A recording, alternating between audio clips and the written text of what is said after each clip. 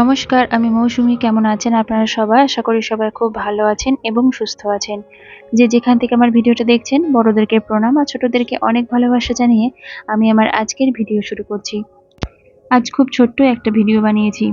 একটা দিদিভাই আমাকে কমেন্টে জানতে চেয়েছিল, মানে দেখতে চেয়েছিল আমি যে আমার সোনা বাবার জন্য চিড়ের পোলাওটা বানাই, সেই পোলাওয়ের রেসিপি। তবে আমি শুধু সোনা বাবার জন্য বানাই না, আমি আমার মেয়ের জন্যও এই চিড়ের পোলাওটা বানাই।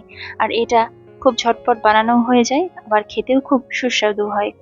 তো প্রথমে আমি চিড়েটাকে ভালো করে ধুয়ে নিলাম, তারপর একটা প্লেটে মেলে দিয়েছি যাতে আস্তে আস্তে ঝরঝরে হয়ে যায়। চিড়েটা কিন্তু একদমই জলে ভিজিয়ে রাখার দরকার নেই, ভালো করে ধুয়ে নিয়ে সঙ্গে সঙ্গে তুলে নিয়ে একটা প্লেটে রেখে দিতে হবে যাতে ঝরঝরে হয়ে যায়। এরপর কড়াইতে সাদা তেল দিয়ে সামান্য একটু সর্ষে ফোড়ন দিয়েছি, তারপর সর্ষেটা ভাজা হয়ে গেলে পেঁয়াজ কুচি দিয়ে দিয়েছি। পেঁয়াজটা হালকা ভাজা হলে এর মধ্যে দিয়ে দিলাম কয়েকটা কারি পাতা। এরপর ভালো করে একটু নাড়িয়ে নেব। এখানে একটু ডিম ভেজেও দেওয়া যেতে পারে, তবে আমি ডিমটা দিই না।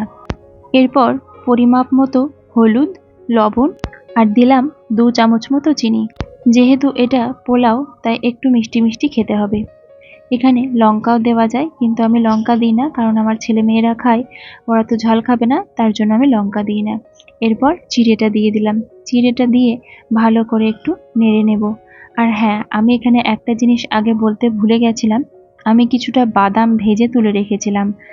তো এই চিড়েটা দেওয়ার পর ভালো করে একটু নাড়িয়ে নেব, তারপর বাদামগুলো দিয়ে দেব। বাদামগুলো দিয়ে দেওয়ার পর ভালো করে নাড়িয়ে চাড়িয়ে একটু ভেজে নিয়ে নামিয়ে নিতে হবে। তাহলেই তৈরি হয়ে যাবে চিড়ের পোলাও। এটা খেতেও বেশ সুন্দর হয়, আবার পেটও ভরে, আবার বানানোও হয় ভীষণ তাড়াতাড়ি। 5 থেকে 7 মিনিটের মধ্যে এই পুরো রান্নাটা তৈরি হয়ে যায়।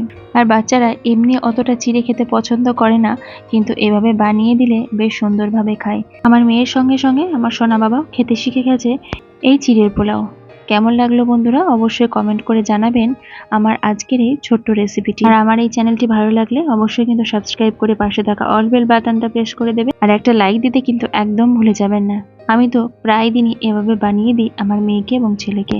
আজকের মতো তাহলে এখানেই শেষ করছি। সবাই ভালো থাকবেন, সুস্থ থাকবেন। দেখা হবে আগামীকাল আবার একটা নতুন ভিডিওর সঙ্গে।